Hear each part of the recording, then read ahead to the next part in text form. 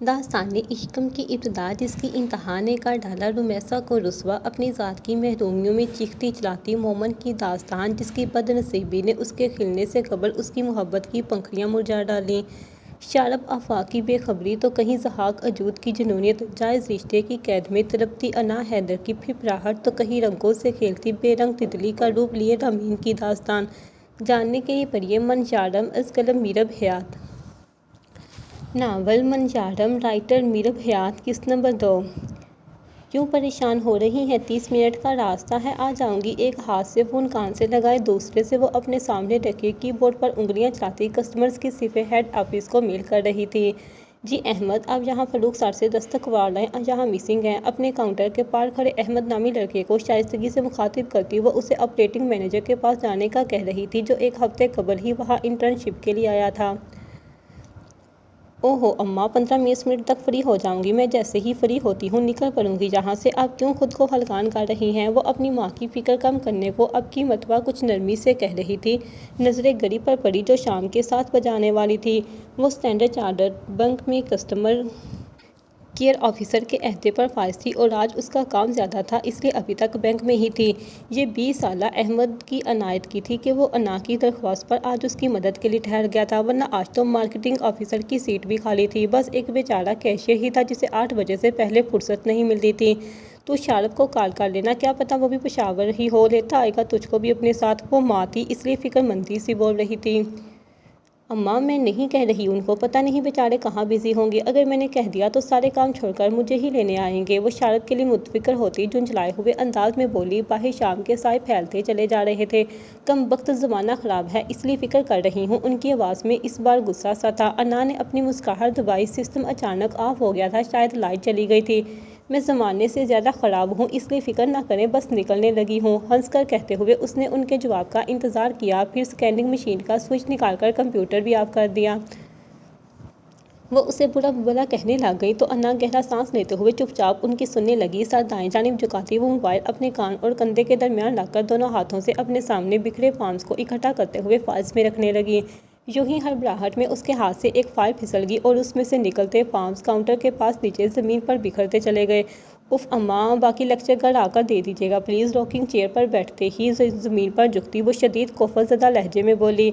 ہاتھ مزید فارمز تک نہ پہنچا تو وہ جھنجھلا کر چیئر سے اتری اور کال کاٹ کر موبائل جلدی ہی چیئر پر رکھ دیا۔ زمین پر پنجوں کے بل بیٹھی وہ جلدی میں فارمز اکٹھے کر رہی تھی جب اسے کیشیئر کے چلانے کی آواز آئی۔ گارڈز، یہ کیا ہو رہا ہے؟ کون ہو تم لوگ؟ کیشیئر اپنی سیٹ چھوڑتا چیخا تھا۔ بنک کے باہر شٹر گرنے کی تیز آواز آئی تھی۔ کوئی اپنی جگہ سے نہیں ہلے گا۔ ایک بھاری مردانہ آواز اور اس کے ساتھ ہی بھاری قدموں کی چاپ نے آنے والے افراد کی نگاہوں سے مخفی انا کے وجود کو پل بھر کے لیے ساکت کر دیا۔ وہ سرعت سے کاؤنٹر سے منسلک اپنے میز کے نیچے پاؤں رکھنے والی جگہ کی طرف کھسکی۔ کوئی اس طرف آیا تھا۔ اس نے جلدی سے راکنگ چیئر گھسیٹ کر اپنے سامنے کر لی۔ ایسا کرنے سے اس کا موبائل چیئر کو لگنے والے جھٹکے کے باعث سیٹ سے پھسل کر زمین پر گر گیا، جبکہ وہ خود مکمل طور پر چھپ چکی تھی۔ وہ موبائل اٹھانے کے لیے ہاتھ بڑھانا ہی چاہتی تھی جب اسے 2 سیاہ بوٹ وہاں چلتے نظر آئے تھے۔ آپریٹنگ مینیجر کی بلند آواز نے اسے کافی حد تک باور کروا دیا تھا کہ وہ وہاں کیا ہو رہا ہے۔ خوف اور پریشانی کے باعث انا کے دل کی دھڑکن تیز ہونے لگی۔ اب اگر آواز نکالی تو کھوپڑی باہر نکال دوں گا۔ چل جلدی سے پیسہ نکال، ہمارے پاس وقت بہت کم ہے۔ وہ وہی آواز دوبارہ گونجی تھی جس نے آتے ہی اپنی جگہ سے نہ ہلنے کی دھمکی دی تھی۔ اس نامعلوم شخص کے دھمکی دیتے ہی بینک میں سناٹا سا پھیل گیا۔ انا نے اپنے لبوں پر ہاتھ رکھ کر اپنی سانسوں کی آواز روکنے کی کوشش کی، کیونکہ وہ 2 بوٹ اس کی چیئر سے 2 قدم کے فاصلے پر ہی جمے ہوئے تھے۔ 2 منٹ میں سب کو یہاں اکٹھا کر احمد، اور تو مینیجر ساری رقم یہاں لا کر رکھ، تیرے پاس 5 منٹ ہیں۔ 6واں منٹ شروع ہوا تو یہ عمارت تیرے سر پر گرا دوں گا۔ اس شخص کی آواز جس قدر بھاری تھی اتنی ہی رعبدار بھی تھی۔ انا کے ہاتھوں میں لرزش سی اترنے لگی۔ چیئر کے قریب کھڑے شخص کا رخ کاؤنٹر کی جانب ہی تھا۔ وہ یقیناً ان چوروں کا ساتھی تھا، احمد نامی وہ لڑکا جو پچھلے 1 ہفتے سے ان کا اسٹاف ممبر بنا ہر سرگرمی میں حصہ لیتا تھا۔ اس شخص کا حکم ملتے ہی اپنی گن باہر نکال چکا تھا۔ کیشیئر کی آنکھیں اس دھوکے پر غم غصے سے پھٹنے کو تھیں اور پھر باقی 2 منٹ سے کم وقفے میں احمد نے اپنے ہاتھ میں موجود گن کی طاقت سے بینک میں موجود اسٹاف کو جا لیا تھا۔ اسٹاف کے موبائل فونز تو فوراً ضبط کر لیے گئے تھے، جبکہ مینیجر کو بھی چاروں ناچار حکم دینے والے شخص کے ساتھ کی نگرانی میں کیش روم میں جانا پڑا۔ انا نے ایک نظر اپنے موبائل فون پر ڈالی، پھر وہاں موجود ان 2 بوٹوں کی جانب دیکھا شاید وہ کچھ کر سکتی تھی کیونکہ یقیناً اس ڈاکو کی نظر زمین پر گرے موبائل پر نہیں پڑی تھی۔ بس جہاں ایک میڈم بھی تھی وہ نہیں ملی۔ احمد کی سرد آواز وہاں گونجی تو انا کی آنکھیں بھیگنے لگی۔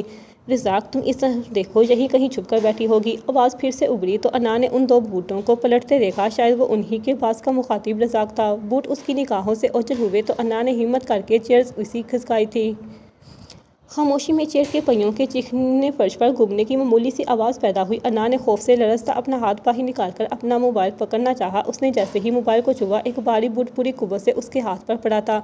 اف اللہ جی! بے اختیار درد سے آنکھیں میچتی وہ چلائی تھی۔ وہ جو کوئی بھی تھا اس نے جھک کر اسے باہر کھینچنے کی بجائے یوں ہی اس کے ہاتھ پر بوٹ رکھے رکھے میز پیچھے الٹا دیا تھا۔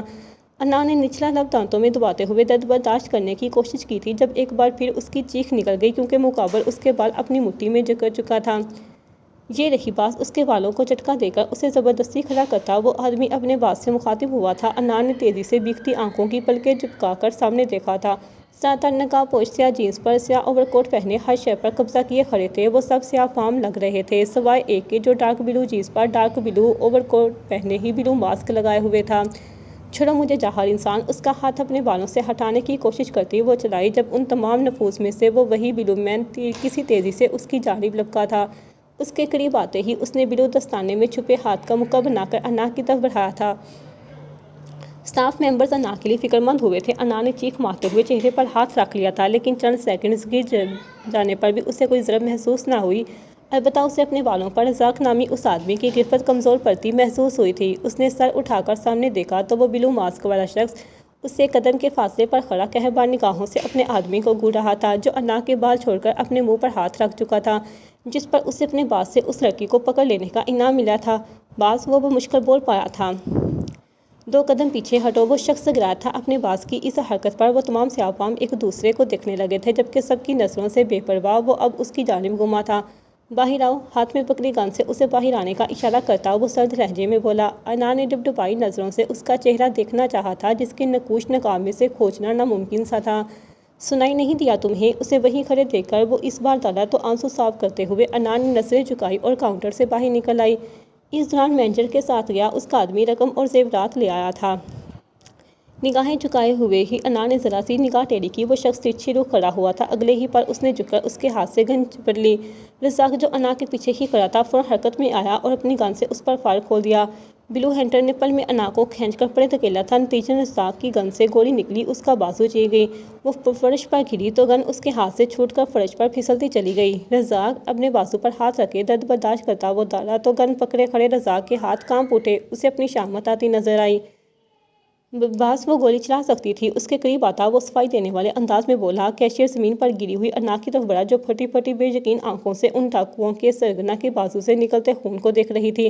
آپ ٹھیک تو ہیں مس انا؟ وہ اسے بازوؤں سے تھامتے ہوئے بولا تو ہنٹر نے سرخ آنکھوں سے کیشیئر کو گھورا۔ وہ اسے نظریں ملنے پر گھبرا کر پیچھے ہو گیا۔ اس کے 2 ساتھی اے ٹی ایم والے راستے سے پیسہ اور زیورات لے کر باہر نکل گئے۔ رزاق نے اسے سہارا دینا چاہا تو ہنٹر نے اس کا ہاتھ جھٹک دیا۔ باز! لڑکی پسند آئی ہے تو ساتھ لے لیں؟ احمد اس کے قریب ہوتا خوش آمدی لہجے میں بولا تو اس کے لبوں سے نکلے الفاظ سن کر انا کی رگوں میں دوڑتا خون پل بھر میں منجمد ہو گیا۔ چہرے کا رنگ بدل گیا جبکہ احمد کے سوال پر ہنٹر نے پلکیں جھپکاتے ہوئے اس لڑکی کی جانب دیکھا جس نے اپنے خوف کے باوجود آج بڑی ہمت کا مظاہرہ کیا تھا۔ اس کی آنکھوں کی چمک بڑھ گئی۔ اسے اپنی جانب بڑھتے دیکھ کر انا کے مساموں سے پسینہ پھوٹ پڑا تھا۔ تمہارا دماغ ٹھیک ہے؟ انا کہاں ہے؟ صوفے سے اٹھ کھڑا ہوتا وہ فون کان سے لگائے تشویش زدہ سا بولا تھا۔ او مائی گاڈ! تم اتنے لاپرواہ کیسے ہو سکتے ہو؟ اتنا سب ہو گیا اور تم مجھے اب بتا رہے ہو؟ کہاں ہے وہ اس وقت؟ شیشے کی میز سے اپنی گاڑی کی چابیاں اٹھاتا وہ عجلت میں پوچھ رہا تھا۔ دوسری جانب جو کوئی بھی تھا اسے بڑی تندہی سے حالات کی نوعیت سے آگاہ کر رہا تھا۔ میں نکل رہا ہوں، تم وہاں مینیج کرو۔ کمرے سے نکلتا وہ تیز تیز قدم اٹھاتا فلیٹ کے بیرونی دروازے کی طرف بڑھا۔ وہ ابھی چند قدم ہی آگے بڑھ پایا تھا جب ساتھ والے کمرے کا دروازہ داڑھ سے کھولتی وہ باہر نکلی تھی۔ اوئے بابو! مجھے نیند نہیں آ رہی اور یہ چاندنی ملازمہ اپنے گھر دفع ہو رہی ہے۔ تم مجھے واپس پری کے پاس چھوڑا۔ اس کی جانب لبکتی وہ خفا خواہ سی بولی۔ اس کی آواز پر کال کاٹتا شرب اس کی جانب پلٹا تھا۔ مومل کے پیچھے ہی ہلکان سی وہ چندہ نامی نوکرانی بھی باہر نکل آئی۔ اس کا چہرہ بتا رہا تھا کہ وہ تھکن سے نڈال ہو چکی ہے جبکہ مومل کا نکھرا نکھرا شفا وجود دیکھ کر شارب نے سکون سے پورے گہرا سانس لیا۔ وہ صبح والے حلیے سے یکسر مختلف اس وقت اپنے سائز سے بڑے ایک صاف ستھرا شلوار سوٹ میں ملبوس تھی جو وہ 15 منٹ سے بھی کم کے وقفے میں قریبی مارکیٹ سے اس کے لیے لایا تھا۔ اس کی بات سن کر شارب نے سوالیہ نظروں سے چندا کی طرف دیکھا۔ صاحب جی، میرے بچے میرا انتظار کر رہے ہوں گے۔ یہ بی بی جی تو سو ہی نہیں رہی، میں کب تک ان کے پاس بیٹھی رہ سکتی ہوں؟ وہ منہ لٹکائے پریشان زدہ سی بولی۔ اس بیچاری نے بڑی مشکل سے مومل کے چیخنے چلانے کے باوجود اسے فریش ہونے میں مدد دی تھی، ورنہ اسے خود کو واش روم میں بند کرتا دیکھ کر مومل کو کوٹے کے تہہ خانے کا منظر یاد آ گیا تھا۔ وہ زور زبردستی میں چندا کا سر بھی پھوڑ چکی تھی، لیکن بہرحال یہ شارب کی فلیٹ میں موجودگی ہی تھی کہ جس کے باعث وہ مومل کو سنبھالنے میں کامیاب ہو گئی تھی۔ مجھے یہاں نہیں رہنا، پری کے پاس چھوڑ کر شارب کے قریب آتی وہ برائی ہوئی آواز میں بولی۔ ایک جانب مومل تھی تو دوسری جانب انا۔ وہ اس پر سخت تشویش کا شکار تھا۔ تم پری کے پاس نہیں جاؤ گی مومل، تم جانتی ہو نا وہاں کتنے گندے آدمی ہیں۔ اسے بازوؤں سے تھامتے ہوئے وہ تحمل سے گیا ہوا مومل نے درستگی سے اس کے بازو جھٹکے۔ تو پھر پری کو یہاں کیوں نہیں لے کر آتا؟ سالے مجھے پاگل بنا رہا ہے تو؟ اس کے سینے پر دونوں ہاتھوں سے دباؤ ڈال کر اسے پیچھے دھکا دیتی وہ چلائی۔ بھیگی آنکھوں سے آنسو ٹوٹ کر گالوں پر لڑک آئے۔ چندا اس کی زبان کے جوہر دیکھ نہ چکی ہوتی تو یقیناً اپنے کانوں کو ہاتھ لگا لیتی۔ صاحب میں جاؤں؟ وہاں سے کھسکنے میں ہی عافیت سمجھتی وہ منمنائی۔ چندا بی بی، ایک ایمرجنسی ہو گئی ہے، مجھے بھی جانا ہے، اب صرف ایک اور گھنٹہ یہاں گزار لے، میں جلد واپس آ جاؤں گا۔ وہ مومل کو نظر انداز کرتا اس ملازمہ سے مخاطب ہو گیا۔ صاحب جی، بی بی جی کا تو آپ کو پتہ ہے۔ وہ خوف زدہ نظر آ رہی تھی۔ اس کے احتجاج پر شارب نے سنجیدہ نگاہوں سے اسے گھورا۔ میں نے آپ سے صبح ہی پوچھا تھا چندا بی بی کہ کیا آپ اس بچی کو ہینڈل کر لیں گی؟ تب آپ نے فوراً ہاں کہہ دی تھی۔ ناؤ اٹس یور ڈیوٹی، ایک گھنٹہ ویٹ کریں، میں آتا ہوں۔ کرخت لہجے میں اس کی طبیعت صاف کرتے ہوئے وہ دروازے کی طرف مڑا تو ان دونوں کی شکلیں دیکھتی مومل نے آگے بڑھ کر اس کا ہاتھ پکڑ لیا۔ کہاں جا رہا ہے مجھے چھوڑ کر؟ کہہ رہی ہوں نا پری کے پاس جانا ہے، سمجھ نہیں آ رہی تجھے پاگل کے بچے؟ پوری قوت سے اسے اپنی جانب کھینچتی وہ حلق کے بل چلائی تو اپنا ضبط کھوتے شارب نے پلٹ کر اسے پیچھے دھکا دیا۔ وہ اونتے منہ فرش پر جا کر گری تھی۔ اب بکواس کی تو منہ توڑ دوں گا تمہارا، سمجھے تم؟ وہ شہادت کی انگلی اٹھاتا اس پر تاڑا تھا۔ فرش پر گری مومل نے بھیگی نظریں اٹھا کر اس کی جانب دیکھا جس کی سبز آنکھیں اس پر سرخ ہو رہی تھی۔ اگلے ہی پل وہ حلق پھاڑ کر رونا شروع ہوئی اور ساتھ ہی برسوں کی حفظ شدہ گالیوں کی بارش بھی کر چکی تھی۔ اسے اندر کمرے میں لے جائیں اور زیادہ تنگ کرے تو اس کے ہاتھ پاؤں باندھ دینا۔ گہرا سانس لیتا وہ بڑی مشکلوں سے بولا۔ چندا نے اس کے حکم کی تعمیر کرتے ہوئے آگے بڑھ کر مومل کو تھام لیا۔ وہ چپل کی طرح چندا پر جھپٹی تھی، لیکن اس بار چندا نے شارب کی طرف سے شیریں ملنے کے باعث اس پر گرفت سخت رکھی تھی۔ وہ اپنی دکھتی کنپٹیاں دباتا فلیٹ سے باہر نکل آیا۔ مومل کے رونے کی آواز باہر تک آ رہی تھی۔ شارب کی آنکھوں کی سرخی حد درجہ بڑھ چکی تھی۔ شارب سے بات ہو گئی ہے میری، وہ دیکھ رہا ہے معاملہ، تم فکر مت کرو۔ یاسمین کے ہاتھ پر ہاتھ رکھتے نمرہ بیگم نرم لہجے میں بولی تھیں۔ کیسے فکر نہ کروں بھابی جان، جوان جہان بچی ہے، کوئی عیب لگ گیا تو میں کہاں جا کر منہ چھپاؤں گی؟ بھیگی آواز میں کہتے ہوئے وہ دوپٹہ منہ پر رکھتی رو دی۔ لاؤنج میں موجود تمام نفوس اس پر خاموش تھے، فقط انہی کی آواز تھی جو وقفے وقفے سے انا کی فکر میں بلند ہو رہی تھی۔ رات کے 9 بجنے کو تھے اور انا کا کچھ اتا پتہ نہ تھا۔ ہاں، بینک ڈکیتی کا ان سبھی کو علم ہو چکا تھا، جس کے باعث ان کی پریشانی قابل دید تھی۔ چودھری تبریز اور چودھری نریش دونوں بھائی ڈکیتی کا علم ہوتے ہی سیدھا پشاور پہنچے تھے کہ پولیس کی تفتیش شروع ہو چکی تھی اور اس مشکل وقت میں انا کو پولیس کے رحم و کرم پر چھوڑنا کم از کم اس خاندان کے لیے ممکن نہ تھا۔ اب رونا بیکار ہے یاسمین، یہ تو تمہیں پہلے سوچنا چاہیے تھا۔ منع بھی کیا تھا زہا کے ابا نے کہ لڑکی سے نوکری مت کرواؤ، لیکن تم اور تمہاری بیٹی کی نام نہاد انا ہی کسی کروٹ نہیں بیٹھتی۔ اب بھگتو۔ ان کی سب سے بڑی بھابھی نازیہ ہاتھ نچاتی ترک کر بولی تھی۔ یاسمین بیگم کے آنسوؤں میں اضافہ ہونے لگا۔ تائی جان، کوئی موقع تو جانے دیا کریں، جب انا ابھی فری تھی تب بھی آپ کو یہی مسئلہ ہوتا تھا کہ پڑھائی لکھائی کس کام کی، مفت کی روٹیاں اور مفت کے رشتہ دار، یہ آپ ہی کے الفاظ تھے نا؟ شارب اور نبیہہ سے چھوٹی 17 سالہ اینا نے لب کشائی کی تھی۔ اس کا لہجہ تعصب سمیٹے ہوئے تھا۔ اس کی بات پر نازیہ تائی نے خونخوار نظروں سے اسے گھورا۔ اینی، کتنی بار کہا ہے جب بڑے بات کر رہے ہوں تو خاموش رہا کرو۔ نمرہ نے فوراً سے پہلے بیٹی کو گرکا۔ خاموش رہ جائے گی تو اسے اینا کون کہے گا؟ اپنے 1 سالہ بیٹے کو گود میں کھلاتی ماہم بمیں اچکا کر بولی۔ اینا نے بمشکل خود کو کچھ سخت سست کہنے سے روکا۔ ماما، میرا ہوم ورک تو کروا دے، یہاں تو تماشے ہوتے ہی رہتے ہیں۔ یہ 13 سالہ نوین نوریس تھی جو اپنی ماں آئلہ کا پلو کھینچتی چلائی تھی۔ اور میری بلو شرٹ کہاں ہے؟ آپ کو پتہ بھی ہے صبح جلدی نکلنا ہے مجھے۔ اینا کا ہم عمر 17 سالہ ارہم اوپر ریلنگ سے نیچے جھکتا چلایا تھا۔ کل صبح اس کا کالج میں پہلا دن تھا، سو ہر فکر سے بے نیاز وہ اپنے لیے ہی فکر مند تھا۔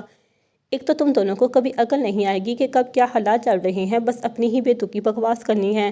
صوفے سے اٹھتی اینا تھرک کر بولی تو آئلہ چچی نے ناک چڑھائی۔ میرے بچے ابھی چھوٹے ہیں، یہاں بڑوں کو تو عقل آئی نہیں اور چلے ہیں چھوٹوں کو عقل کا سبق پڑھانے۔ اپنے قریب کھڑی نوین کا ہاتھ تھامتی آئلہ چچی منہ میں بدبدائی تھی۔ اینا کا خون کھول اٹھا اور ہم بھی سر جھٹکتا پیچھے ہو گیا۔ اینا تم پھپھو کے لیے پانی لے کر آؤ بیٹا، اسے چپ کروانے کو نمرا بیگم جلدی سے بولی تھی۔ وہ پیر پٹکتی کچن کی طرف بڑھ گئی۔ ماہم کا بیٹا رونے لگا تو وہ اس کی پیٹھ تپکتی وہاں سے اٹھ گئی۔ لاؤ اسے مجھے دے دو، تم فٹر بنا دو اس کا۔ اس سے پیچھے ہی بڑھتی نازیہ تائی بڑی فکر مندی سے بولی تھی۔ آخر کو نواسہ رو رہا تھا، فکر کیوں نہ کرتی۔ پیچھے لاؤنج میں وہ دونوں نند باوج اکیلی رہ گئی۔ نمرا کے پاس جاسمین کو حوصلہ دینے کے سوا کوئی چارہ نہ تھا۔ اینا بھی پانی لے کر وہیں چلی آئی۔ دونوں ماں بیٹی جاسمین کی فکر کم کرنے کی کوشش کر رہی تھی۔ مزید 1 گھنٹہ یوں ہی گزر گیا جب شارد کی گاڑی کے ہارن کی آواز آئی۔ بیک وقت تبریز چوہدری کی گاڑی کے ٹائر بھی چرچرائے تھے۔ اینا دوپٹہ سنبھالتی باہر کو بھاگی۔ اسے دریچے سے ہی مرکزی پارٹ اندر داخل ہوتی گاڑیاں نظر آ گئی تھیں۔ تایا ابو اور چاچو آ گئے۔ مما وہ پلٹ کر چلاتی واپس اندر آئی تھی اور شارد اپنی جگہ سے اٹھتی جاسمین بیگم نے بھی پوچھا تھا۔ نازیہ تائی بھی آواز سن کر باہر نکل آئیں۔ تھوڑی دیر میں ہی شارد انا کو سہارا دیے وہاں داخل ہوا تھا۔ پیچھے ہی تبریز اور نوریز چوہدری بھی آگے پیچھے داخل ہوئے۔ انا کا چہرہ رو رو کر سرخ ہو رہا تھا۔ وہ لڑکھاتے قدموں سے ماں کی طرف لپکی تھی جسے صحیح سلامت اپنے سامنے دیکھا۔ جاسمین بیگم نے شکر کا کلمہ پڑھتے ہوئے اسے اپنے سینے سے لگا لیا۔ اینا بھاگ کر تایا اور چچا کے لیے پانی لے آئی۔ زہاک کو فون لگاؤ شارد، اسے کہو فوراً گارڈ آئے۔ صوفے پر بیٹھتے ہوئے تبریز چوہدری نے اپنے مخصوص رعبدار لہجے میں کہا۔ وہ سنگل صوفے پر بیٹھتا ان کے کہنے پر عمل کرنے لگا۔ ابھی اب ٹھیک تو ہے؟ یہ چوٹیں کیسے لگیں؟ اس کا زخمی ہاتھ جس پر خون جم چکا تھا دیکھتے ہوئے اینا نے بڑھائی ہوئی آواز میں پوچھا تو اپنے آنسو صاف کرتی انا اس کی جانب متوجہ ہوئی۔ اینا کی آنکھوں میں اپنے لیے آنسو اور فکر مندی دیکھ کر وہ ہولے سے مسکرائی۔ میں ٹھیک ہوں، بس معمولی سے زخم ہے، پلکیں جھپکاتی وہ بھیگی آواز میں بولی تو اینا نے محبت سے اس کے کندھے پر سر رکھ دیا۔ میں بہت پریشان ہو گئی تھی ابھی، پھپھو جان بھی بہت روئی ہیں آپ کے لیے۔ تھینک گاڈ کہ آپ بالکل ٹھیک ہیں، تشکر بھرے انداز میں کہتی وہ انا کو ہمیشہ کی طرح اپنے دل کے قریب لگی تھی۔ اسے پرواہ ہو تب نہ، کبھی میری نہیں سنتی، ہمیشہ اپنی ہی کرتی ہے۔ کتنا کہا تھا اسے کہ شارد کو فون کر لے، لیکن ماں کی نصیحتیں تو بکواس لگتی ہیں اسے۔ اپنی آنکھیں صاف کرتی جاسمین بیگم خفا خفا سی بولی۔ اب جانے دو جاسمین، بچی پہلے ہی ڈری ہوئی ہے، مزید تم ڈانٹ رہی ہو۔ تبریز چوہدری نے مصنوعی سختی سے انہیں لتاڑا تو اینا دھیرے سے ہنس دی جبکہ جاسمین منہ میں ہی بڑبڑا کر رہ گئی۔ آئلہ کہاں ہو گئی؟ انا کو کھانے پانی کا پوچھ لو۔ گردن پیچھے کرتے ہوئے نوریز چوہدری نے اونچی آواز میں اپنی بیگم کو پکارا تو وہ دوڑی چلی آئیں۔ اللہ کی پناہ، ہم بھی جہاں فکر میں بھوکے پیاسے بیٹھے ہیں، میاں صرف انا ہی نہ لگائے رہو۔ نازیہ تائی زبردستی مسکراتے ہوئے بات کو مذاق کا رنگ دیتی گویا ہوئی تو تبریز چوہدری نے آنکھوں سے چشمہ اتار کر انہیں گھورا۔ آپ کی فکر کو خوب سمجھتا ہوں میں، جائیں پہلے چائے بنا کر لائیں ہمارے لیے۔ انہیں منٹ سے پہلے لتاڑتے وہ انہیں خاموش ہونے پر مجبور کر گئے تھے۔ وہ تن پن کرتی کچن کی جانب بڑھ گئیں۔ شارد فون کان سے لگائے زہاک کو معاملے کی نوعیت سے باخبر کر رہا تھا۔ پھر جب تک ان سب نے کھانا کھایا زہاک اپنا بریف کیس تھامے وہاں آ چکا تھا۔ انا بھی کافی حد تک سنبھل چکی تھی، اسے مقابل دیکھتے ہی لب بھینچتے ہوئے سر جھکا گئی۔ بیٹے کو آتا دیکھ کر تائی نازیہ نے فوراً سے کھانے کا پوچھا تھا، لیکن تبریز چوہدری کی کڑکدار آواز پر اس کا منہ کی طرف بڑھتا ہاتھ رک گیا تھا۔ پہلے انا کی مرہم پٹی کر دو پھر کھا لینا۔ باپ کی آواز پر زہاک نے ناک پر موٹا سا چشمہ اوپر کیا جو اس کی کھڑی ناک سے ہمیشہ نیچے کو سرکتا تھا۔ جی اس بات میں سر ہلاتا وہ چیئر کھسکاتا اٹھا تو اپنی عادت سے مجبور نازیہ تائی بول پڑی۔ صبح کا تھکا آ رہا ہے، کھانا تو کھا لینے دے اسے۔ ان کی آواز دھیمی لیکن تلخ تھی۔ ذرا دیر سے کھا لے گا تو مر نہیں جائے گا تمہارا سپوت؟ بچی کی حالت دیکھو، پورا ہاتھ زخمی ہے۔ وہ برہم چلاتے ہوئے تو نازیہ تائی لب بھینچتی دل ہی دل میں انا کو کوسنے لگی۔ بابا ٹھیک کہہ رہے ہیں، میں پہلے انا کی بینڈیج کر دیتا ہوں، ماں کو حوصلہ دیتا وہ نرمی سے بولا تو نازیہ تائی سر جھٹکتی ٹیبل سے برتن سمیٹنے لگی۔ اینا اور جاسمین بیگم بھی ان کا ہاتھ بٹانے لگی جبکہ انا شان بے نیازی سے چلتی وہاں سے نکل کر لاؤنج میں رکھے صوفوں میں سے ایک پر جا بیٹھی جہاں پہلے ہی شارد بیٹھا ہوا تھا۔ آپ کو میرے علاج کے لیے نیم حکیم ہی ملا تھا؟ ذرا سا اس کی جانب جھکتی وہ سرگوشانہ انداز میں بولی تو شارد نے گردن موڑ کر اسے گھورا۔ وہاں آتا زہاک اس کی تلگوئی بخوبی سن چکا تھا۔ بے وقوف لڑکی، مستقبل قریب کا بہترین ہارٹ سرجن ہے جسے تم نیم حکیم کہہ رہی ہو؟ شارد نے مصنوعی پن سے اسے ٹوکا تو انا نے نظریں گھما کر قریب آتے اس سرجن کا جائزہ لیا جو ہمیشہ کی طرح آج بھی ڈریس پینٹ پسلیوں سے تھوڑا نیچے باندھے ہوئے تھا۔ کسی اسکول جانے والے 7-8 سال بچے کی طرح اس کی لائننگ والی سکائی شرٹ پینٹ کے اندر الجھی ہوئی تھی۔ انا کو شدید کوفت محسوس ہوئی۔ مجھے ہارٹ نہیں ہینڈ پین ہے اس وقت، وہ دانت کچکچا کر بولی تو شارد نے اپنی مسکراہٹ دبائی۔ ہاں تو ہارٹ ایشو مستقبل قریب میں سورٹ آؤٹ کروں گا نا، فی الوقت ہاتھ کی بینڈیج کرنے ہی آیا ہوں۔ اس کے قریب آتا زہاک ہمت کر کے بولا تو انا نے اس کے جواب پر غصے سے پہلو بدلا۔ ہارٹ پیشنٹ بنو تم، مجھے تو اللہ کبھی دل کی تکلیف سے نہ گزارے۔ وہ منہ بسوتی تلخی سے گویا ہوئی تو اس کی سرخ محترم آنکھیں دیکھتا وہ ہولے سے مسکرایا۔ میری بات تو نہ ہی کرو، جانے کب سے دل کے عارضے میں مبتلا ہوں۔ گود میں رکھا اس کا ہاتھ نرمی سے اپنی گرفت میں لیتے ہوئے وہ ڈرتے ڈرتے بولا تو انا نے سخت چتونوں سے اسے گھورا، لیکن وہ نظریں جھکائے اس کے ہاتھ کا معائنہ کر رہا تھا۔ احتیاط سے کر دینا اور انا تم۔ ضحاک کو ہدایت دے کر وہ کھڑا ہوتا شارب انا کی طرف پلٹا۔ مما کو بتا دینا میں صبح جلدی ہی واپس آؤں گا۔ شارب نے اسے آگاہ کیا تو انا نے اس بات میں سر ہلا دیا۔ ضحاک روئی پر پاؤڈر لگا کر اس کے ہاتھ کی پشت صاف کر رہا تھا۔ یہ ہوا کیسے؟ انا کو خاموش پا کر ضحاک نے جھجکتے ہوئے پوچھ لیا، کیونکہ وہ زیادہ تر اس سے دور ہی بھاگا کرتی تھی، جانے اب بھی جواب دیتی یا نہیں۔ ان ڈاکوؤں میں سے ایک نے پاؤں رکھ دیا تھا، وہ دھیمی آواز میں بولی تو ضحاک نے نظریں اٹھا کر اس کی جانب دیکھا جس کی گندمی رنگت میں ابھی بھی سرخی گھلی ہوئی تھی۔ ہاتھ پر؟ ضحاک نے پلکیں جھپکا کر غیر دماغی سے پوچھ لیا تو انا کا دل چاہا اپنا ماتھا پیٹ لے۔ نہیں، منہ پر، وہ دانت پیستے ہوئے بولی تو ضحاک نے فوراً اس کی ٹھوڑی پکڑ کر چہرہ دائیں بائیں گھمایا۔ چہرہ تو بالکل ٹھیک ہے، وہ سادگی سے بولا تو انا نے اس کا ہاتھ جھٹکا۔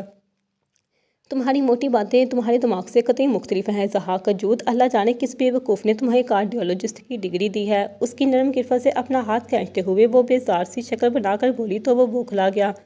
ناراض تو مت ہو پلیز، تم ہی نے کہا کہ منہ پر ہاتھ رکھا تھا۔ پاؤں؟ وہ بیچارگی سے گویا ہوا تو انا نے بے اختیار گہرا سانس لیا۔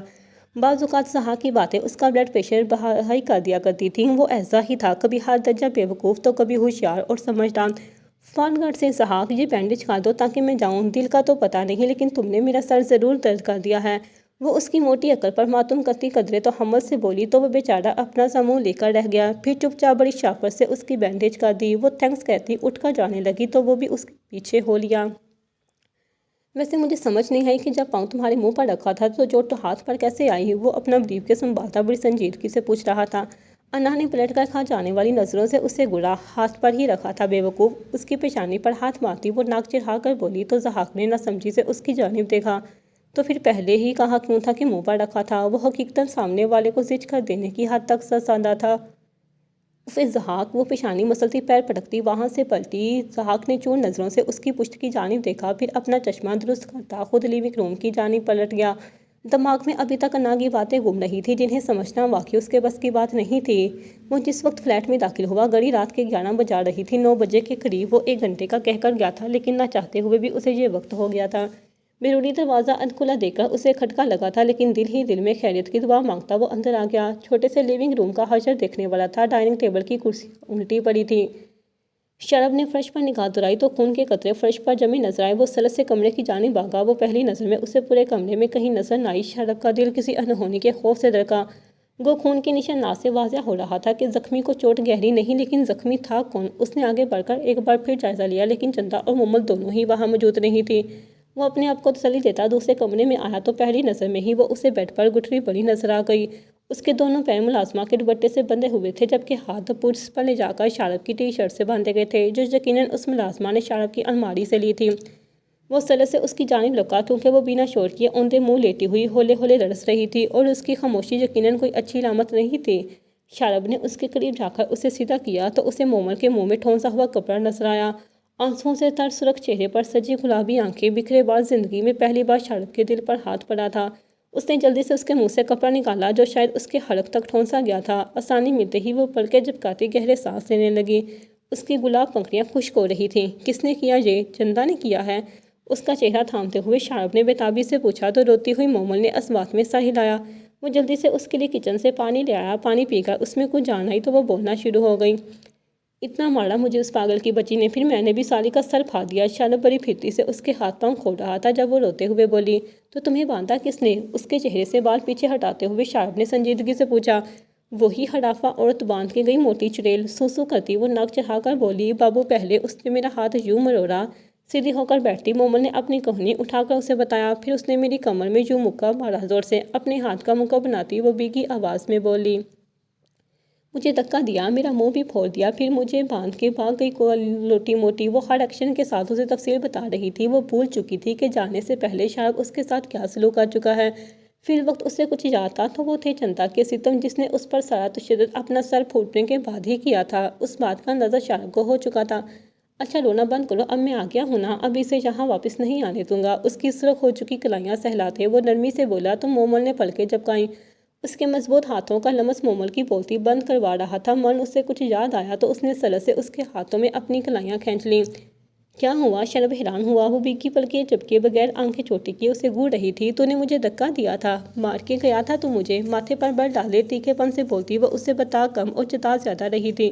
انداز اس قدر معصومیت لیے ہوئے تھا کہ شارب کو بے اختیار اس پر پیار آیا۔ وہ چھوٹی سی ناقصی پری بے ضرر تھی، جانے کیوں وہ اس پر غصہ کر گیا تھا۔ شارب نے ہاتھ بڑھا کر اسے خود سے لگا لیا۔ جب اس اچانک افتاد پر آنکھیں پوری سے زیادہ کھول کر اس کی شرٹ پر نظریں گھمانے لگی۔ دل تیزی سے دھڑکا تھا جبکہ اسے خود بھی بینچے وہ نرم لہجے میں بول رہا تھا، مجھ سے غلطی ہوئی، آئندہ کبھی ایسا نہیں کروں گا۔ اس کے بعد سہلاتا وہ آہستگی سے بولا تو مومل نے جلدی سے خود کو اسے الگ کیا۔ اوہ یہ کیا تھا؟ بے ترتیب ہوتی سانسوں کو ہموار کرتی وہ آنکھیں ٹپ ٹپا کر بولی۔ اس کا اشارہ سمجھ کر وہ ہولے سے مسکرایا۔ سبز آنکھیں لبوں کی خوبصورتی کے سنگ مسکائیں تو مومل پلکیں جھپکانا بھول گئی۔ اسے پیار کہتے ہیں۔ جب کوئی روتا ہے یا اداس ہوتا ہے تو اسے ایسے پیار سے گلے لگا کر چپ کروایا جاتا ہے۔ اس کی ناک دباتا وہ ہنستے ہوئے بولا تو مومل اس کی بات کو سمجھ کر مسکرائی۔ مجھے اچھا لگا، دانتوں کی نمائش کرتی وہ قدرے چہر کر بولی تو وہ کہکا لگا کر ہنس دیا۔ اسے کھل کر ہنستے دیکھ کر مومل کے لب مسکرانے لگے۔ اچھا چلو اب سو جاؤ، رات کافی ہو چکی ہے، پھر کل صبح ہم تمہاری پری کو یہاں لانے کا سوچیں گے۔ بیڈ سے اترتے ہوئے وہ نرمی سے بولا تو مومل نے گردن گھما کر اس کی جانب دیکھا۔ سچی بابو؟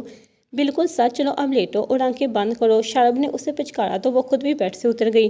میں اپنے گھر میں سوں گی، جہاں تو سو جا، ساتھ والے کمرے کی بابت سے آگاہ کرتی وہ اس کے سامنے جا کھڑی ہوئی۔ شارب نے مسکراتے ہوئے اس بات میں سر ہلایا، پھر اس کا ہاتھ تھام کر اسے ساتھ والے کمرے میں لے آیا۔ اسے سلانا آسان نہیں تھا لیکن اس سے باتیں کرتے اور اسے بہلاتے بہلاتے اسے رات کا 1 بج چکا تھا۔ وہ سوئی تو شارب اپنی پیشانی مسلتا اس کے پاس سے اٹھ گیا۔ اسے کمبل اڑا کر اس کے کمرے پر ایک طیرانہ نظر ڈالی۔ صرف کمرہ ہی نہیں، پورا فلیٹ ہی الٹا ہو چکا تھا۔ شرٹ کے بازو کوہنیوں تک چڑھاتے ہوئے وہ کام میں جت گیا۔ فجر سے کچھ دیر پہلے وہ فلیٹ کو چمکا کر فارغ ہوا تو سونے کا ارادہ ملتوی کر کے وہ مومل کے کمرے میں ہی آ گیا۔ بیڈ کے قریب ہی چیئر گھسیٹ کر بیٹھتے ہوئے اس نے اس کا موبائل پکڑ لیا۔ اب وہ اپنے مینیجر سے ایک کوالیفائڈ کیئر ٹیکر کا بندوبست کرنے کی بات کر رہا تھا۔ غلطی ہو گئی باس، آنکھوں میں خوف لیے وہ ہوا میں لٹکا وجود چلایا تھا۔ اس کے دونوں ہاتھ سختی سے رسیوں میں جکڑ کر رسیوں کی گرہ چھت میں نصب ہاتھ سے باندھی گئی تھی۔ پچھلے 2 گھنٹوں میں وہ اپنے وجود کا بوجھ برداشت کر کے در سے دوہرا ہو چکا تھا، لیکن بلو ہنٹر اس کمرے میں نہیں آیا تھا۔ وہ دوسرے کمرے میں صوفے پر براجمان اپنے بازو کی بینڈیج کروا رہا تھا۔ باس اس کے بازو ٹوٹ جائیں گے۔ اس کی جانب ہلدی ملا دودھ کا گلاس بڑھاتے ہوئے قاسم نامی شخص نے لب کشائی کی۔ اس کی جھجکتی ہوئی دھیمی آواز پر ہنٹر نے سرد نظروں سے اسے گھورا۔ اگر مجھے بنا مانگے کوئی مزید اطلاع دی تو اس کی جگہ تمہیں وہاں لٹکا دوں گا، برف لہجے میں کہتے ہوئے اس نے دودھ کا گلاس لبوں سے لگا لیا۔ وہ شخص فوراً وہاں سے رفو چکر ہوا۔ ہنٹر کے زخم میں ٹیسیں اٹھ رہی تھی۔ یہ سوچ ہی سوہان رو تھی کہ اگر وہ سامنے نہ آتا تو یہ درد وہ نازک جاں برداشت کرتی جس نے اول روز ہی اس کے دل پر ضرب لگا دی تھی۔ ہنٹر معاملہ ختم نپٹائیں شار، جائیں اور جا کر اس کی سزا ختم کر دیں۔ اس کے گینگ میں شامل اس کا خاص ترین آدمی مزمل کے قریب جھکتا سنجیدگی سے بولا تھا۔ اس کی آنکھوں میں چمکتی مسکان دیکھ کر ہنٹر دھیرے سے ہنسا، پھر سر اس بات میں ہلاتا رزاق والے کمرے میں چلا آیا۔ اس نے آنکھ سے مزمل کو اشارہ کیا تو اس نے ایک طرف رکھا لکڑی کا ٹیبل گھسیٹ کر رزاق کے قدموں تلے کر دیا۔ فضا میں لٹکتے رزاق کو کچھ سکون کا سانس آیا تھا۔ اس نے ٹھنڈا سانس لیتے ہوئے ٹیبل کی سطح پر قدم جما لیے۔ شکریہ باس، وہ مشکل مسکراتے ہوئے ہکلا کر بولا تھا۔ ہنٹر جینس کی جیبوں میں ہاتھ گھساتا ٹیبل کی جانب آ گیا۔ کون سا پاؤں تھا رزاق؟ اس کے پیروں پر نگاہیں جمائے ہنٹر نے اطمینان بڑے انداز پوچھا تو رزاق کا رہا سہا اطمینان بھی جانے لگا۔ باس پہلی غلطی سمجھ کر معاف کر دے، دوبارہ کبھی ایسا نہیں ہوگا۔ وہ گیا، آنکھوں میں وحشت ناچنے لگی تھی۔ تم بتاؤ کون سا پاؤں تھا مزمل؟ گردن موڑتے ہوئے ہنٹر نے مزمل سے پوچھا تو اس نے نہ سمجھی سے کندھے اچکائے۔ شاید دایاں، مزمل نے مسکراتے ہوئے کہا تو ہنٹر نے اس کے لبوں سے نکلتے الفاظ کی بازگشت کے ساتھ ہی اپنی پشت سے نوکدار خنجر نکالا اور بنا گردن سیدھے انداز سے ہی رزاق کے پاؤں میں گھونپ دیا۔ اس کی دردناک چیخیں کمرے کی دیواروں سے پوری شدت سے ٹکرائی تھیں۔ آنکھوں سے آنسو روا ہو گئے۔ خنجر اس کے پیر کے آر پار ہو کر ٹیبل کی سطح میں پیوست ہو چکا تھا۔ غلطی ہوئی شاہدانہ تھا ہے نا؟ رزاق سر اونچا کر کے رزاق کی طرف دیکھتے ہوئے وہ بے تاثر لہجے میں پوچھ رہا تھا۔ رزاق کا چہرہ آنسوؤں سے بھیگ کر سرخ ہو چکا تھا۔ وہ بایاں ہی تھا، رزاق ہکلاتے ہوئے بھیگی آواز میں بولا تو ہنٹر نفی میں سر ہلاتا ہنسا۔ اگلے ہی پل اس نے مزمل کی پشت سے خنجر نکال کر رزاق کے دائیں پاؤں میں بھی گھونپ دیا۔ رزاق کی آہیں کراہیں اور چیخیں جہنم میں جلتے کسی گنہگار کی مانی تھیں۔ جھوٹ نہیں بولنا چاہیے تھا رزاق، دایاں پاؤں ہی تھا نا؟ 2 قدم پیچھے ہٹتے ہوئے اس نے نظریں اٹھا کر پوچھا تو روتے ہوئے رزاق نے اس بات میں سر ہلایا۔ بدلے میں ہنٹر ہولے سے مسکرا دیا۔ تجھے پہلے بتا دینا چاہیے تھا نا۔ خوام خواہ دوسرے پاؤں کو بھی تکلیف دی۔ تعصب بڑی نگاہوں سے ٹیبل کی سطح پر پھیلتے خون کو دیکھتا وہ سرد لہجے میں بولا تھا۔ رزاق کو ہچکیاں لگ چکی تھیں۔ بند کمرے کے باہر کھڑے ہنٹر گینگ کے دوسرے ساتھ رزاق کی بنتی درگت پر اپنے لیے خیر کی دعا مانگ رہے تھے۔ میرا خیال ہے اتنا کافی ہے، رزاق کے نڈال ہوتے وجود کو بغور دیکھتے ہوئے مزمل نے دھیمی آواز میں کہا۔ کافی زخمی ہو چکا ہے، اسبات میں سر ہلاتا ہنٹر سنجیدگی سے بولا۔ رزاق بے ہوش ہونے کے قریب تھا، لیکن جب اس نے ہنٹر کو اپنی پوچھ سے گن نکالتے دیکھا تو اس کی آنکھیں پوری کھل گئیں۔ نہیں باس غلطی ہو گئی، معاف کرتے، میں آپ کے پاؤں پڑ جاؤں گا، میری جان بخش دے، وہ روتے ہوئے چلایا۔ آنکھیں خوف سے باہر آنے کو تیار تھی، لیکن ہنٹر نے بنا اثر لیے اس پر فائر کھول دیا۔ پہلے اس کے دونوں بازو، پھر باری باری ٹانگیں اور آخر میں اس کی گن سے نکلی گولیوں نے رزاق کا سینہ چیر دیا تھا۔ اس کا پھڑکتا جسم منٹوں میں ٹھنڈا ہوا تھا۔ مزمل نے کچھ بھرت بڑی نگاہوں سے اس کی جانب دیکھا۔ ان کے پیشے میں یہ پہلا قتل تھا جو ہنٹر نے کیا تھا، ورنہ وہ گینگ جہاں بھی ڈکیتی مارتا تھا وہاں شکار بننے والے نفوس کو زخمی کر دیا جاتا تھا، اور یہ کام بھی رزاق بصرف شوق سے پورا کیا کرتا تھا۔ لیکن آج ہنٹر نے خود اپنے ہاتھ رزاق کے خون سے رنگ لیے تھے۔ یہ آپ نے کیا کیا؟ مزمل کی آواز پر وہ اس کی جانب گھما۔ تم جانتے ہو یہ زخمی تھا، کہتے ہوئے ہنٹر نے گن سے فضا میں لٹکتے رزاق کے بے جان وجود کی طرف اشارہ کیا۔ یہ آپ نے کیا کیا؟ مزمل کی آواز پر وہ اس کی جانب گھما۔ تم جانتے ہو یہ زخمی تھا، کہتے ہوئے ہنٹر نے گن سے فضا میں لٹکتے رزاق کے بے جان وجود کی طرف اشارہ کیا تھا۔ اس گینگ کا ہر فرد انسان نہیں جانور ہے مزمل، اور زخمی جانور کو زندہ چھوڑنے کا مطلب اسے اپنا شکار کرنے کی دعوت دینا ہوتا ہے۔ یہ صحتیاب ہوتے ہی مجھ سے اس سزا کا بدلہ ضرور لیتا جو آج میں نے اسے دی ہے۔ اب ایسا ہے کہ اس کی لاش دیکھنے کے بعد میرے گینگ کا دوسرا کوئی جانور میرے حکم کے خلاف جا کر ایسا کوئی کام نہیں کرے گا جس کے لیے انہیں ایسی سزا بھگتنی پڑے۔ سنجیدگی سے کہتے ہوئے وہ آخر میں مسکرایا تو اس کی ذہانت اور عقلمندی پر دل ہی دل میں اسے ساہتا مزمل اسبات میں سر ہلا گیا۔ ہنٹر نے پلٹ کر ایک نظر رزاق کی لاش کی جانب دیکھا، پھر کمرے سے باہر نکل آیا۔ پیچھے مزمل نے باقی ساتھیوں کو بلا کر رزاق کی لاش نیچے اتارنے کا حکم دیا۔ اسے اب رزاق کے بے جان وجود کو ٹھکانہ لگانا تھا جو شکاری گینگ کے لیے بیکار ہو چکا تھا۔ رات کے گہرے سناٹے بیس کا حال پر محیط شمشیر گاہ کے سرسبز لان میں ہولے ہولے بول رہے تھے۔ چہار سو طریقی کا راج تھا جس میں نرم نرم ٹنڈی گھاس پر حرکت کرتے اس کے پاؤں نامحسوس ہونے والی آواز پیدا کر رہے تھے۔ لان کی روشنیاں گل تھیں، فقط داخلی دروازے کے شیڈ میں نسبت زرد بلب روشن تھے جو پورے لان کو روشن کرنے میں یقینی طور پر ناکام تھے، اس لیے وہ وہیں دریچے سے ذرا آگے ٹہل رہی تھی۔ شربتی آنکھوں میں گزشتہ شام کا منظر پوری جزیات سے تازہ تھا، اس ڈاکو کا اپنے ہی ساتھی کو مارنا، پھر اسے بچانے میں کوشش میں اپنا بازو زخمی کر بیٹھنا، اور آخر میں جاتے جاتے جب وہ انا کے قریب آیا تھا، سوچ کر ہی انا کے وجود میں سنسناہٹ سی دوڑ گئی۔ اوائل اکتوبر کی راتوں میں چلتی قدرے خنک ہوا اسے سردی کا احساس دلا رہی تھی، لیکن اس پل تم اپنے اندر چھڑی جنگ سے نبرد آزما ہوتی سلگ رہی تھی۔ فی الوقت تو چھوڑ رہا ہوں، لیکن بہت جلد تمہیں لینے آؤں گا، چاہو تو اپنے ماتھے پر لکھ لو، آج سے تم ہنٹر کی ہو۔ اس نقاب پوش کی گہری سیاہ آنکھیں انا کی یادداشت کے پردے پر لہرائیں تو اس نے جھنجھڑی سی لی۔ ٹھنڈی ہوا کا جھونکا اس کے وجود سے ٹکرایا تو اس نے اپنے بازو لپیٹ لیے۔ وہ آخر میں اس کی پیشانی پر 3 انگلیوں سے ناک کر کے وہاں سے چلا گیا تھا۔ انا نے ایک لمبا سانس خارج کرتے ہوئے سر اونچا کیا اور سیاہ آسمان کی طرف دیکھا۔ آسمان کا سینہ تاروں کے جھمٹ سے محروم تھا، جانے چاند بھی کہاں بادلوں کی اوٹ میں گم تھا۔ وہ کافی دیر یوں ہی کھڑی رہی، مانو اسے دب کی آواز آئی تھی، شاید کوئی وجود زمین پر کودا تھا۔ انا نے دائیں جانب گردن موڑ کر دیکھا، دیوار اس سے کافی دور تھی جسے پلنگنا بلاشبہ آسان تھا، لیکن اسے اونچے لمبے درختوں کے سوا اور کچھ نظر نہ آیا۔ رات کافی ہو چکی تھی، سو وہ اندر جانے کی غرض سے پلٹی کہ تبھی اسے اپنے قریب بے حد قریب قدموں کی آہٹ محسوس ہوئی۔ اس نے پلٹ کر دیکھا تو اپنے مقابل بلو اوور کوٹ اور بلو ہی جینس میں ملبوس اسی ڈاکو کو دیکھ کر بے اختیار اس کے لبوں سے چیخ نکل گئی، جس کا گلا مقابل نے سرد سے گوندا تھا۔ اپنے لبوں پر اس کے بھاری ہاتھ کا دباؤ محسوس کرتی انا کا دل اچھل کر حلق میں آ گیا، آنکھیں پتھرا سی گئیں، جبکہ اس کی آنکھوں میں شناسائی کے رنگ دیکھ کر مقابل کی آنکھیں مسکرانے لگی تھیں۔ مجھے یاد کر رہی تھی، اس کی آنکھوں میں دیکھتا وہ سنجیدگی سے پربھاری آواز میں بولا۔ اس کے جو اپنی سوچ پر لینے پر انا کے دل کو دھچکا سا لگا، سانسیں بے ترتیب ہوئی تھی۔ اس نے بمشکل نفی میں سر ہلایا۔ مقابل نے آہستگی سے اس کے لبوں سے ہاتھ ہٹا دیا۔ تو تم یہاں کی کیا کر رہے ہو؟ انا کے حلق سے گھٹی گھٹی سی آواز نکلی۔ مجھے ان فضاؤں نے پیغام دیا تھا کہ تم مجھے یاد کر رہی ہو، تو دیکھو میں چلا آیا۔ وہ ہنوز سنجیدہ تھا۔ انا نے گھبرا کر دائیں بائیں دیکھا، اس کا بس نہیں چل رہا تھا کہ پلٹے اور وہاں سے دوڑ لگا دے، لیکن وہ بالکل قریب ہی تو کھڑا تھا۔ ویسے تمہارا ہاتھ کیسا ہے؟ اب درد تو نہیں ہے؟ اس کا ہاتھ تھامتے ہوئے وہ نرمی سے بولا تو انا نے ایک جھٹکے سے اسے پیچھے دھکیلا، جس کے نتیجے میں مقابل نے بھرپور جارحیت کا مظاہرہ کرتے ہوئے اس کا زخمی ہاتھ پوری قوت سے دبوچ کر اسے اپنی جانب کھینچ لیا۔ درد کے مارے اس کی آنکھوں میں آنسو آ گئے۔ کیا تکلیف ہے تمہارے ساتھ؟ میرا ہاتھ چھوڑو۔ اس کے بازو پر اپنے آزاد ہاتھ سے دباؤ ڈالتے ہوئے وہ چیخی۔ اس کے ایسا کرنے سے مقابل کے زخم میں ٹیسے اٹھنے لگی جو اوور کوٹ کے باعث چھپا ہوا تھا۔ یہ ہاتھ چھوڑنے کے لیے نہیں تھا ماں ڈارلنگ، سو آئندہ یہ حکم مت دینا۔ اس کے ہاتھ پر ہوئی بینڈیج کا معائنہ کرتا وہ نرم لہجے میں بولا تو وہ چٹک گئی۔ بکواس بند کرو اپنی، یہاں سے دفع ہو جاؤ ورنہ۔ دونگ کی مان چلتے ہوئے اپنی سانسوں کو متوازن کرنے کی ناکام کوشش کرتی وہ اکرائی تو بدلے میں وہ استضافیہ ہنسا۔ ورنہ کیا؟ بولو، پوچھتے ہوئے وہ اس کی جانب مزید جھکا تو انا نے قدم پیچھے بڑھائے۔ ورنہ میں پولیس کو بلا لوں گی، سمجھے تم؟ وہ نقاب سے نظر آتی اس کی آنکھوں میں دیکھتی بولی تو اس نے ہنستے ہوئے نفی میں سر ہلایا جیسے اس کی عقل پر ماتم کیا ہو۔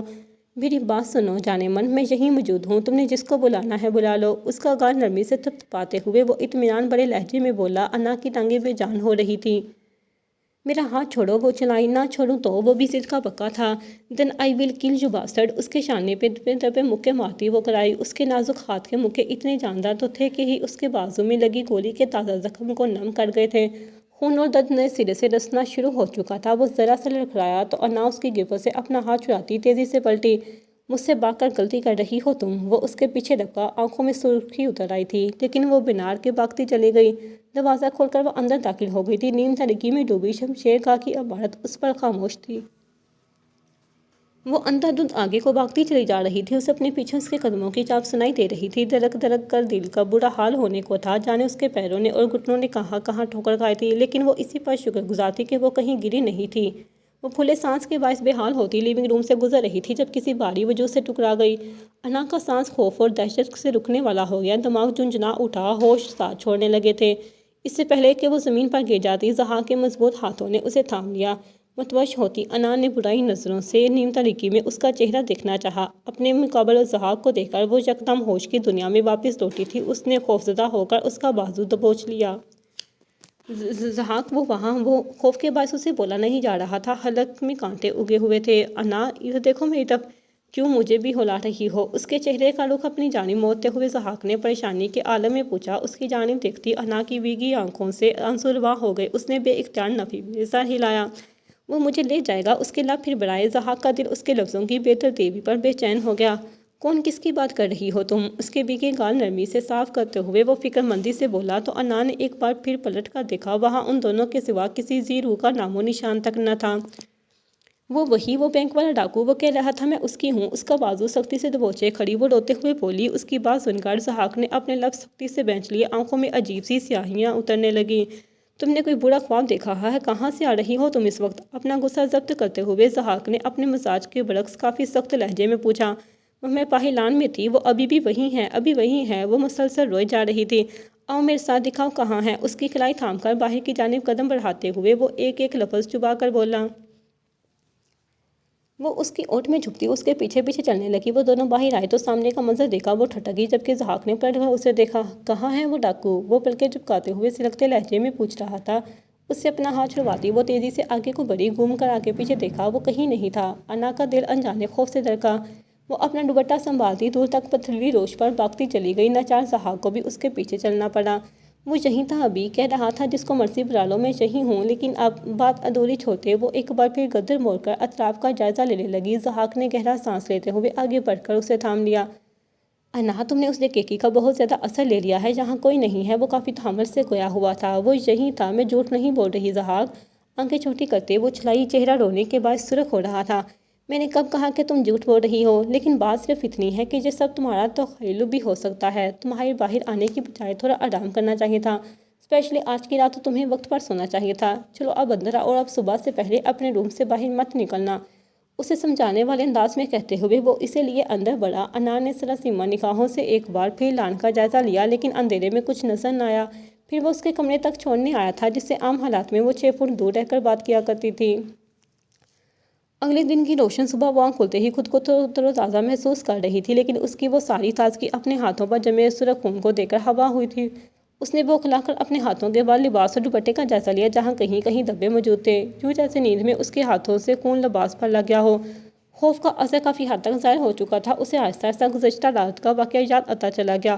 اسے اپنے ہاتھوں میں موجود خون کی حقیقت بھی معلوم ہو گئی تھی۔ اسے یاد آ چکا تھا کہ جب اس نے ڈاکو کے کندھے اور بازو پر غصے میں مکے مارے تھے تو یقیناً اس کے زخم سے خون رسنے لگا تھا۔ بیڈ پر واپس لیٹتے ہوئے اس نے کروٹ بدل لی۔ دل پھر سے پریشان ہو چکا تھا۔ اسے آئے اس ڈاکو کے الفاظ کے بعد سخت تشویش لاحق ہو چکی تھی، لیکن اپنی پریشانی میں وہ یہ سوچنے سے قاصر رہی تھی کہ اس نے بلو ہنٹر نامی اس ڈاکو کے ہاتھ پر مکے مارے تھے۔ اس لحاظ سے خون اس کے ہاتھ کی پشت پر لگنا چاہیے تھا، لیکن جہاں سے اس کے دونوں ہاتھوں کی ہتھیلیاں رنگین تھیں۔ آخر کیوں؟ جاری ہے۔